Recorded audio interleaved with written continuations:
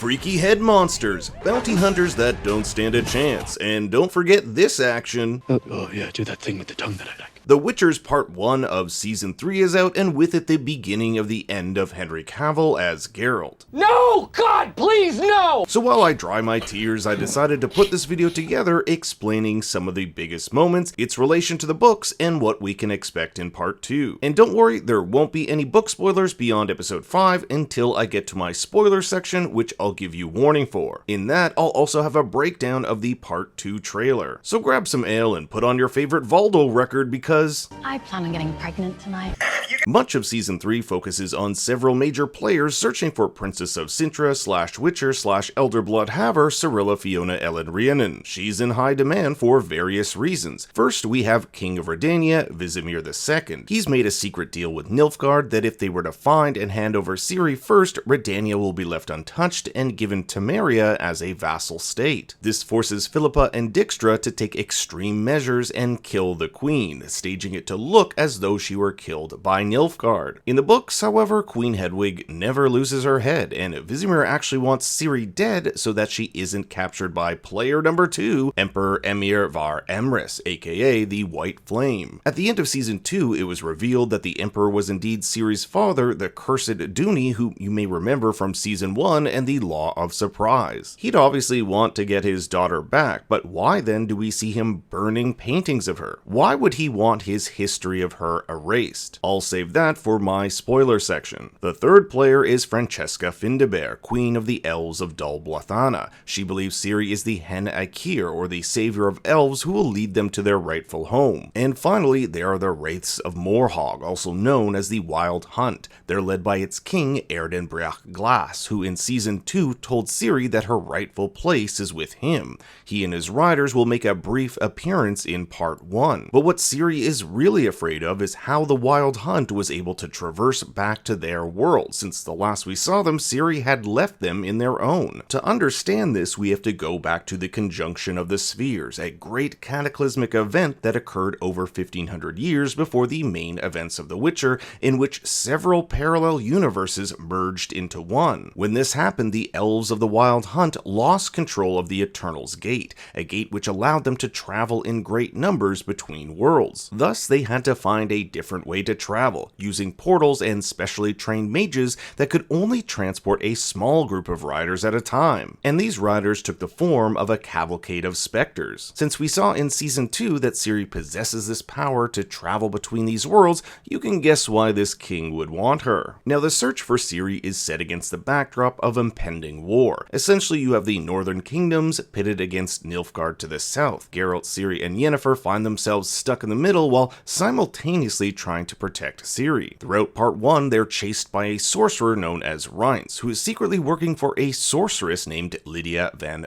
Bredevoort. In the books, Reince works directly with Lydia's quote-unquote lord, but in the show he demands to know who Lydia's master is. We can piece together from the show that Lydia's master is none other than Vilgefortz, a mage working with Nilfgaard, but it's important to note what she says to Reince, that working with Nilfgaard isn't the same as working for Nilfgaard. She and her master are working towards something much bigger. Her earrings are made of scarlet ammonite, the same material of Tisea's bracelet that was gifted to her by Vilgefortz. Vilgefortz himself also carries with him a scarlet ammonite necklace. This particular mineral is only found in Western Redania, the same place Geralt found those girls locked in Castle Vulpane. But this isn't the only thing that connects the rebel mage with Nilfgaard. There's also the painting of the First Landing, which Vilgefortz says is his favorite. It's kinda ironic that this is his favorite painting, since it's all about the formation of the Brotherhood when Vilgefortz appears to be instrumental in its undoing. And it just so happens the setting of that painting was where Yennefer was transported to when she went through the corrupted portal. But by the time Yennefer and Geralt put all of this together,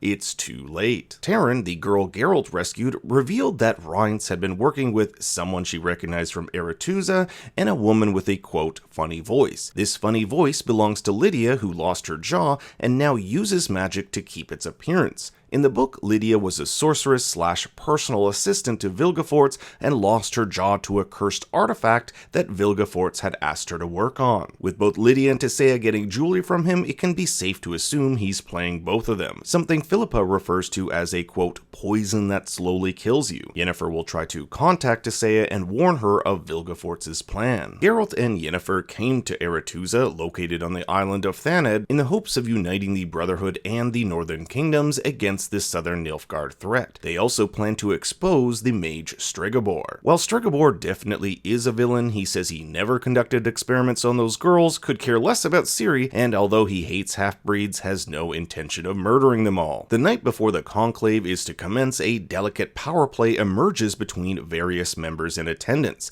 Episode 5, titled The Art of Illusion, shows us the banquet sequence multiple times, each time adding more context. Even the song Valdo and his crew sing states, "All is not as it seems." It's here that Geralt's neutrality is tested. Dijkstra and Philippa want him to disclose the location of Ciri and join the North. Bonus points if you caught Geralt's little jab at Philippa when he says, "Catch any mice tonight?" a reference to her polymorphing into an owl. Vilgefortz, on the other hand, is a little more subtle, not entirely revealing his plans, but hinting that he and Yennefer should join alongside him at Aretuza. After all, he and Vilgefortz aren't that much different. Both are orphans, outcasts, and both became better men when they found someone they loved. But Geralt has a deep fondness for the Witcher principle of neutrality. Neutrality. It won't get you a statue, but it'll certainly help in keeping you alive. Witchers traditionally do not take sides in political or social conflicts, with Geralt saying, I shall respond to events, and I'll adapt with the world as it changes. Where this gets sticky is when his neutrality gets in the way of protecting Ciri. Earlier in the season, he said this, I won't abandon Ciri, even if it costs me my life. He may need to choose a side and forego his neutrality if it means protecting her. This will definitely be tested in part 2. Ciri herself will also deal with her own internal struggle, and this spurs from her visions. Early in episode 2, Ciri has a vision of a Redanian soldier, Applegat, getting hit by an arrow, and obviously she wants to warn him. But Yennefer is quick to stop this, saying, I don't know either, but changing destiny is a weighty business. Ciri does not like this. If she can prevent someone from dying and change their fate, why not help? But what Ciri doesn't understand is how her decisions could alter the future and make things even worse. You saved one, and the consequences likely damned 100 others in exchange. What Yennefer is trying to say is that we don't know the future. By saving this guy, Ciri could be starting a sequence of events that gets even more people killed. Yennefer knows this firsthand because her decision to save one prisoner in Season 2 set the entire Brotherhood against the North, and even the Brotherhood against each other. Two other things I want to bring attention to is Ciri embracing herself as a Witcher, and the rekindling of Geralt and Yennefer's relationship. At the beginning of the season, Geralt gave Yennefer the silent treatment. Yennefer betrayed he and Ciri after bringing Ciri to the Shattered Black Door at the behest of the demon Volethmir,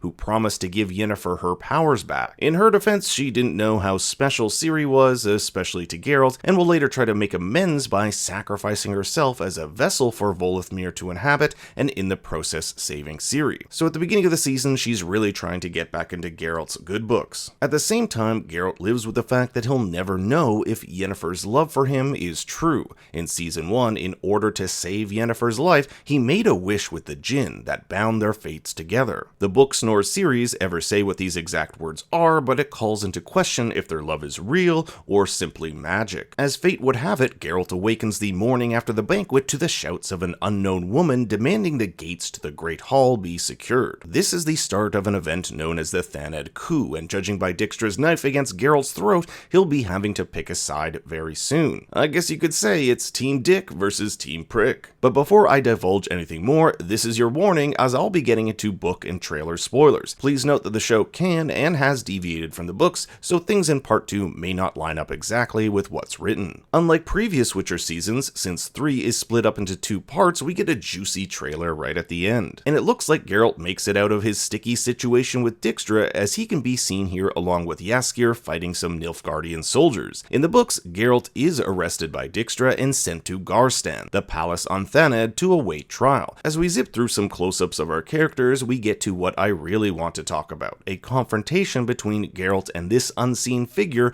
wielding a staff. Considering Geralt tells this person he won't choose sides, and in the part 1 finale he also told Vilgefortz he wouldn't choose, this is likely Vilgefortz. In the book, Geralt does battle a staff-wielding Vilgefortz and loses, with the mage sparing Geralt's life partially to catch up to Ciri. In a shot a bit later on, we can basically confirm it's him. We'll see this green sparkle from his sword, and in the games there are certain enchantments and elixirs that can cause the blade to flame or glow, but I think this is just a gem shining in the light. Later on, it looks as though this battle makes its way outside onto the beach, where Vilgefortz's staff manages to break Geralt's sword in half. I mentioned earlier the Emperor's intentions with Ciri. In the books, he plans to marry his own daughter due to Ithlinne's prophecy, interpreting it to believe that if he were to have a child with Ciri, it would be the one prophesized to rule the world. Vilgefortz allies himself with the Emperor, believing it to be the best way to acquire Ciri and use her blood to amplify his own magical power. He's also promised by the Emperor the Northern Kingdoms. You probably saw this image of Ciri in a desert. If we're going by the books, this is after she flees through a portal in the Tower of Tor Lara and ends up randomly in the Korath Desert. There she'll meet a unicorn named Little Horse that will help her out of the desert. It's here that she'll experience pyromantic visions, which we'll see here. Now, what I want your help on is this image here. It appears to be a sorceress using lightning to attack Nilfgaardian soldiers and elves in the Garstan courtyard,